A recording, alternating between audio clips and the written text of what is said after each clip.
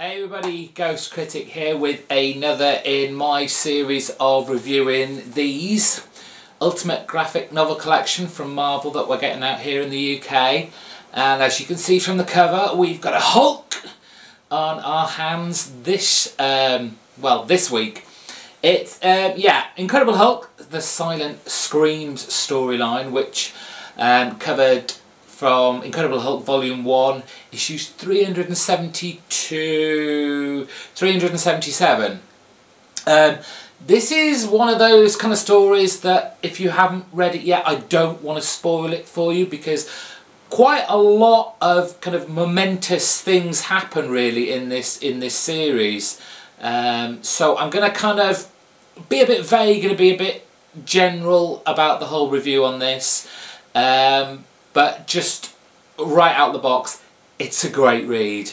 This was a really handy book to get actually. Not so long ago, for those of you who watch my videos regularly, you'll have seen a few of my videos called the 150 plus comic book haul, and within that was a series of Hulk comics. They weren't consecutive, there was some missed here and some missed there. But the very last issue in the run that I had was the first one in this. So it was really nice to finish off that kind of storyline and then go into what happened next. I've never been that great an Incredible Hulk fan, which is why I kind of jumped on board on this new Hulk that Marvel are doing at the moment, to see what new kind of characterisation that they could bring to the Hulk and see if I'd enjoy it or not, which I did. I still am. And giving me a better appreciation, especially now with this title, for the character. So, 1990, Peter David. Peter David is synonymous with the Incredible Hulk when it comes to writing this character. He had a very long tenure on this title, going from 1987 to 1998 with an amazing 136 issue run, and he is seen as the Incredible Hulk writer. And while it was seen as like this big thing to do, because you know the Incredible Hulk already had a very long history, and it was a big job for Peter David to then come on and one, make sense of it all, two, kind of bring new readers on, so in a way that they would be able to, you know, not have to worry about all that came before it. And he did a bang-up job. Every issue that I've read has been either action-packed, fun, thought-provoking, kind of emotional, and no more so than really this issue, this little graphic novel here. It's very much a battle for Bruce Banner's mind. It begins off with Hulk helping or trying to help out Doctor Strange in this strange universe, as they coin it. And they battle against this big black evil monster within this strange universe that finds its way into ours, and the battle with Doctor Strange, the Hulk, and even Namor pops up to do battle. So it's almost like a reunion of the Defenders without the Silver Surfer, which is really cool to have as well. What else? The first two was like a kind of done in 2 issues kind of storyline, but the very end of it does kind of leave you with a big kind of shocker. You know, he's looking for Betty, wondering where the hell she's gone. He's been searching for her for a long time, and he eventually finds her in a monastery of all places. This book is certainly packed with surprises. Yes, we've got nuns, we've got scrolls.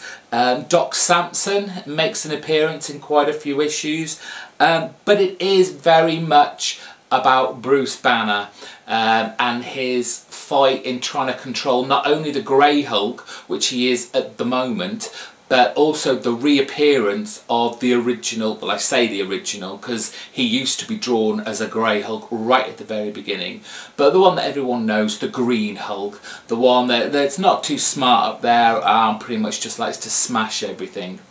And so throughout this, there's a battle of the mind. There's a lot of scenes we see with Banner trying to keep the Green Hulk behind this door, this mental blocked door.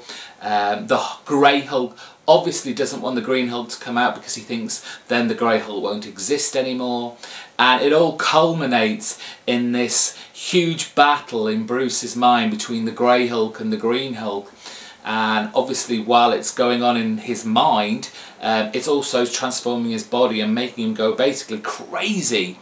And within this, Peter David really does a great job in fleshing out Bruce Banner's childhood and what transpires and what we find out with his, basically his MPD, his multiple personality disorder, which he gained not because of the Hulk and the different type of Hulks, but actually from his childhood and his abusive relationship with his father and the death of his mother.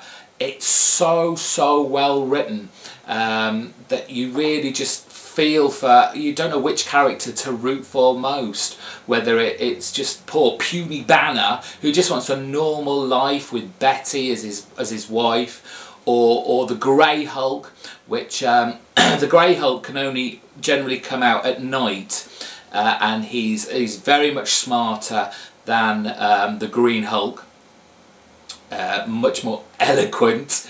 And then of course you've got the kind of original, the Green Hulk, the classic Hulk smash character, but it's a very sweet ending, the way they all eventually come together and who survives in a way and who doesn't. So it is a great read from start to finish. Peter David, excellent writer. He's done so much more. The artwork from Dale Keown, Canadian artist, is really great. All the characters, whether it's the Green Hulk or the Grey Hulk or Banner, you definitely see their own characters and the characterizations of them very clearly. So if you can't get a hold of this, I'm sure you can definitely get the issues that it replaces very easily. They're 90s comics, so I'm sure they don't cost a great deal of money, but it's a super storyline. As usual, in the issue we get the montage, which no one can ever really see very well. You do get, as usual, a story so far page from your What's Just Gone Before. Let's see, again you get all the covers for every single issue, so you know that's just a sample there. Let's pick another one. There we go, that's a really good one, the Green Hulk ripping out the mind of the Grey Hulk and Banner. And then at the back we have a biop kind of thing on Peter David and the artist Dale Keown there. Then a nice kind of artist gallery of all the different kind of versions of the Hulk we've had, the different artists. And then finally, as usual, the further reading section at the back, and it puts in a few extra ones that we're going to see in the coming months. We've got the Incredible Hulk, Planet Hulk. We're going to get that all in these nice hardback books, and also World War Hulk. So some more green hulkiness to look forward to. Let's see, next issue, which I believe comes out this Wednesday, is Wolverine. I've got a feeling I've not read that storyline either, shame on me, but there you go. This is what's so great about these books. You get to read some stories that you know you might never have one bothered with, or two thought you wouldn't like, but suddenly you go, oh well, actually that's quite an interesting read. So you definitely are given a lot of new stuff to think about and to enjoy. And I certainly enjoyed this one, so I hope you enjoyed this review. That's me out for another week. Wait for another 2 weeks and you'll see my review of the Wolverine hardcover. So that's me, out again, GhostCritic, with another Ultimate Graphic Novels collection. Hope you enjoyed it. Take care.